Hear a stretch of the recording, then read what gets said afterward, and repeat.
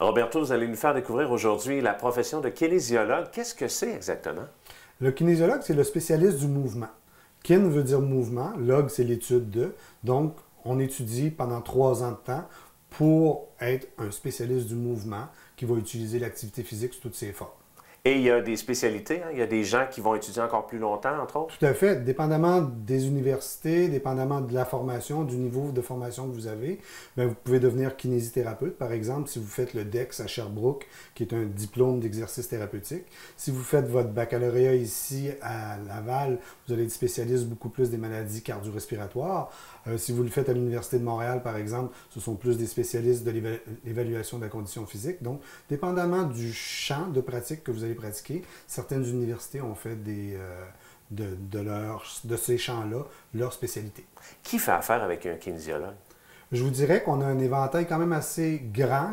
Je compare toujours à Tintin, de 7 à 77 ans. Autant les enfants que les adultes, autant les femmes que les hommes. Tout le monde qui a un problème d'ordre musculo-squelettique ou qui veulent consulter pour améliorer leurs conditions physiques, pour avoir un programme de conditionnement physique.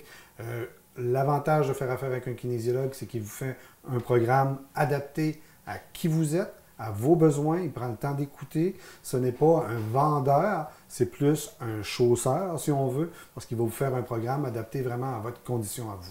Et justement, concrètement, pour une personne qui vient vous voir ici en clinique, comment ça se passe? On prend un rendez-vous? On prend rendez-vous. Une fois qu'on a pris rendez-vous, la plupart du temps, les gens ont déjà un diagnostic du médecin. Le kinésiologue ne fait pas de diagnostic, c'est le rôle du médecin. Une fois que le diagnostic est posé, ce qu'on fait, c'est qu'il y a une partie où on va faire un bilan, des observations pour voir à qui on a affaire, c'est quoi le problème qu'on a.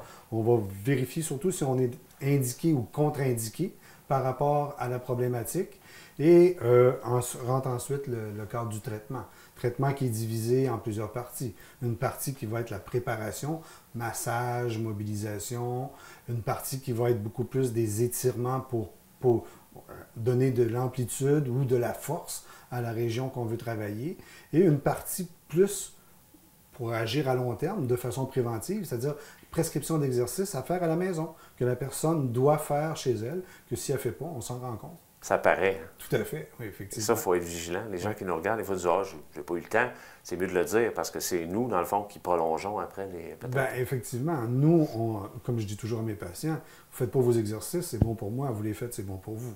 Hein, c'est aussi simple que ça. Avec les années, parce que vous avez la chance d'enseigner à la relève, entre autres à Sherbrooke et tout ça, vous avez même écrit des livres là-dessus. D'où vous est venue cette envie, justement, de vulgariser, de vouloir aider les gens? Le désir d'être compris aussi, de pas... vous savez, quand on commence, on a tendance à en mettre un petit peu plus. Je dis toujours, c'est comme de la confiture, moins on en a, plus on l'étend. Donc, cette habitude-là d'utiliser des termes beaucoup scientifiques, moi, je trouvais ça un petit peu redondant, puis je trouvais que les gens ne comprenaient pas nécessairement. Donc, ce que j'ai voulu faire, c'est vraiment de m'adapter à la personne. Si je travaille avec un plombier, bien, je vais lui expliquer en termes de plomberie son problème. Si c'est un mécanicien, je vais lui expliquer comment mécaniquement son problème est arrivé. Donc, de m'adresser aux personnes pour qu'ils comprennent.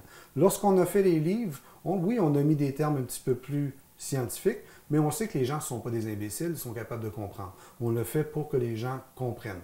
On ne prend pas les gens non plus pour étant des incultes, pas capables de comprendre. On sait qu'ils vont comprendre le niveau. Donc, langage simple. Et d'ailleurs, il y a le docteur Drouin qui collabore avec vous? Tout à fait. On travaille beaucoup en collaboration avec les médecins. Jean est un ami de longue date, depuis plus de 25 ans qu'on se connaît, et on travaille en collaboration sur différents projets de recherche qu'on a fait ensemble. Et sur les livres, on en a déjà 3 d'écrits, qui s'appellent Les exercices qui vous soignent. Vous avez le tome 1, le tome 2, le tome 3. D'ailleurs, le tome 1 est 3 fois best-seller au Québec, distribué en Suisse, France, Belgique, République tchèque et Russie. Okay. Donc, et Jean et moi travaillons toujours de concert lorsqu'on a un patient. Si Jean me réfère un patient, par exemple, je vais lui retourner le patient en lui disant « J'ai fait ci, j'ai fait ça, j'ai vu ton patient, il y a telle chose, qu'est-ce que tu penserais si on fait ci? » On a un effet concerté pour le patient et à ce moment-là, le patient a 2 têtes plutôt qu'une qui travaille dessus, va avoir des bien meilleurs résultats en bout de ligne. D'ailleurs, on va aller le rejoindre à l'instant, Dr. Drouin. Parfait. Merci. Docteur Drouin, comme on vient de le mentionner, vous travaillez en collaboration avec Roberto. Quel est votre rôle ensemble, en fait? Au départ, moi, j'ai une philosophie de travail interdisciplinaire. Alors, pour moi, le médecin fait le diagnostic. Prenons l'exemple d'un cas fréquent, le mal de dos.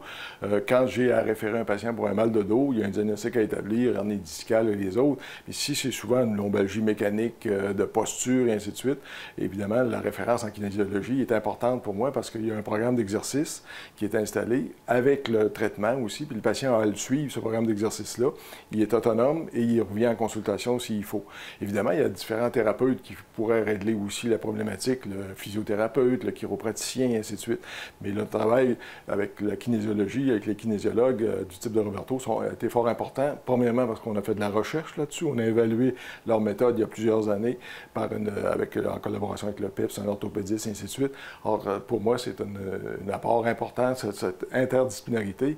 Quand Roberto ou les gens d'une équipe de kinésiologie voient le patient, ils me le réfèrent par la suite. Donc, le partage d'informations et le succès du traitement est mesurable des deux côtés, ou l'échec peut être mesurable des deux côtés, et on peut aller plus loin sur d'autres thérapies et ça ensuite.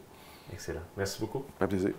En terminant, Roberto, les gens qui voudraient avoir de l'information sur la profession, peut-être même la pratiquer, cette profession-là, parce qu'il y a encore des étudiants, évidemment. Il y a un site Internet? Oui, effectivement, sur le site de notre association professionnelle, vous pouvez avoir toutes ces informations-là. Comment trouver un membre, comment s'inscrire, comment devenir kinésiologue, tout est inscrit. Excellent. Merci beaucoup, Roberto. C'est moi qui vous remercie. Bonne journée.